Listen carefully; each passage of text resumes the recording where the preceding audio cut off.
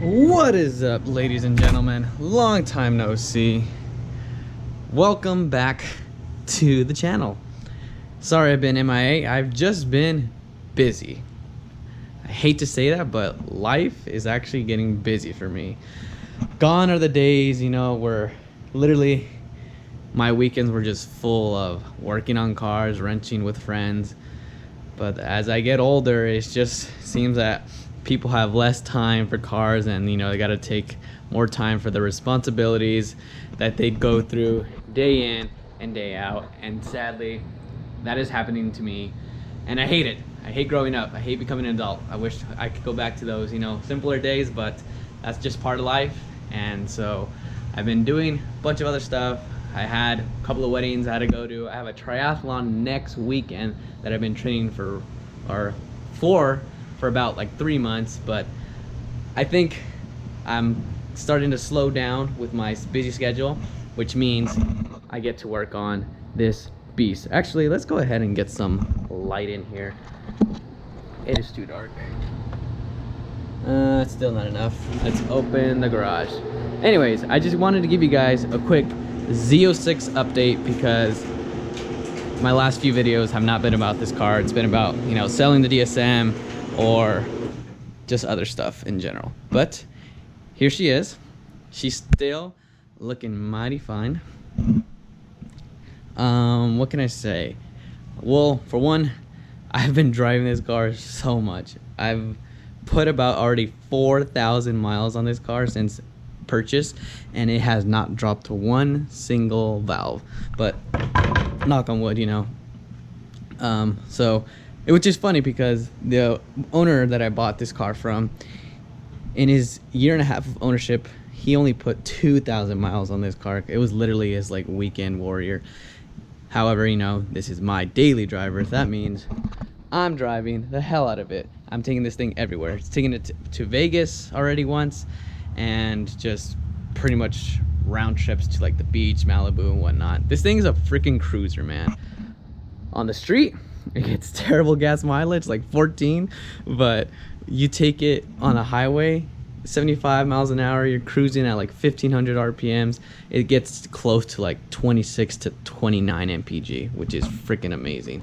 AC blasting, of course, and all that stuff. But so that's the general overview of what I've been doing with this car. Now let's go ahead and talk about future plans for it and what to expect with upcoming episodes. Okay, I'm gonna set myself up for failure here, but I want to do it because I believe I can do it, and I've fallen in love with this car so much that I feel comfortable saying this and investing my time and money into it. So what I'm about to say is gonna be the ultimate goal for this car, but I'm sure we're gonna have to work our way up. So the goal for this car is to get in the 9s. I want to get in the 9s NA naturally aspirated with this car. It's been done before. I know people do it all the time. It's hard. I'm not gonna say it's easy, but it can be done naturally aspirated. So in order to do that, we're gonna have to put a bunch of money into this car. And I'm gonna get hate for saying this, but I'm gonna try to do it for less than $9,000. So 9 for 9s. I wanna get into the 9s for $9,000. If that's not possible, we for sure can get in to the 10s for 10. But like I said, the ultimate goal for this car is to get into the 9s. I know these cars run 11s bone stock, so we don't have to set a goal for that. However, I do really want to freaking try to run this car down the track as it sits. Let me open it. As it sits bone stock with no modifications whatsoever down the track and set a baseline run. However, I'm scared of the dreaded valve drop issue for this car. Oops. Whoa! Didn't set that down right. There you go. Hey, relax, man. Anyways, like I said, this whole thing, bone stock.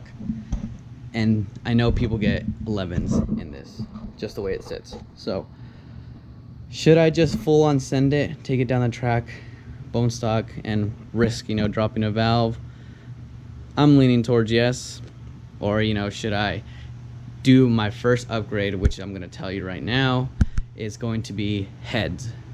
Heads are gonna be the first thing I'm gonna touch on this car, and I have chosen American Heritage Performance. I'm gonna go with them because one, they're local for me, and two, they seem to be having the best reviews with reliability and longevity of their valves, not valve guides that they use on their head builds.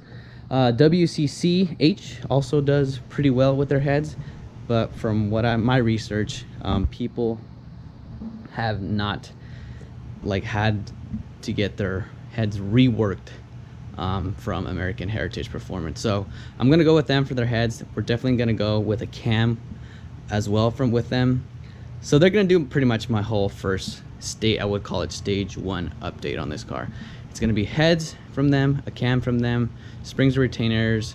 I'm gonna go ahead and put new lifters in here. I'm gonna get the whole head stud, head gasket package, and I'm debating if I should go with their because their first valve guide fix, it's powdered metal, and that's what they recommend. That's their their standard. However, they have this thing called Moldstar, I think Moldstar 90, and this is actually used in F1 Formula cars, and it's made out of this space grade material which actually hardens the more heat you put into it. So pretty much as it ages, it gets harder and harder, so meaning it's less likely to wear out. So I'm debating if I should do that to these heads or get them ported and polished.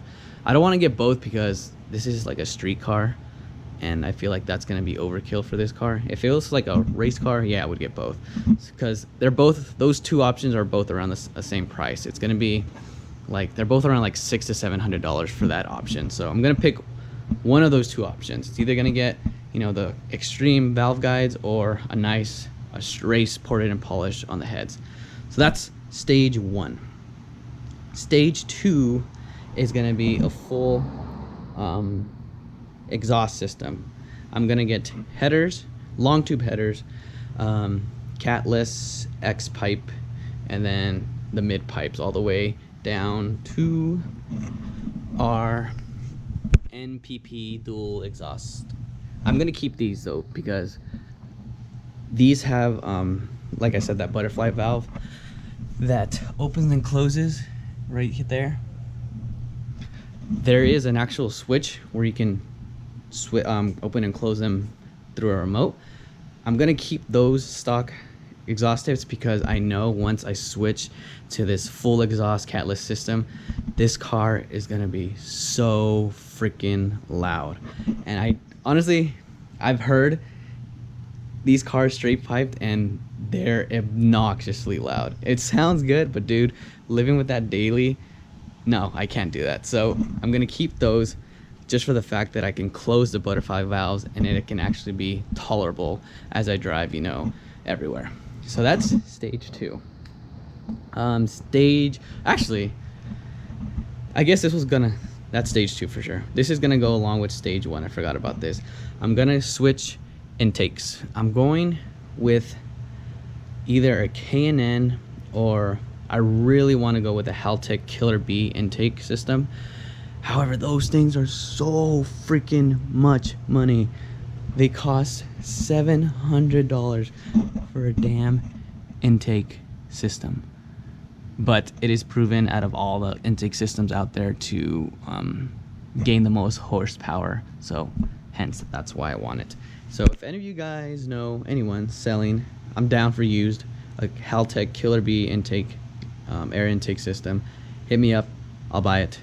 I am not paying $700 for a freaking intake system. So that's going with the heads and cam package. So that's stage 1. Stage 2 was the exhaust, like I said. And then what did I want to do next? Stage 3. Oh yeah, stage 3 is going to be getting some freaking drag radials on this car, because I know I am not going to run anywhere near close to like mid-10s on these Michelin Pilot Super Sports, because they just won't hook. They don't have that they're not made for, to do that. They're not made to do what I'm trying to do with this car. So I need to get a wheel and tire package. And what the wheel and tire package I'm looking for is welds. So I'm either gonna go with the welds RTS or S77.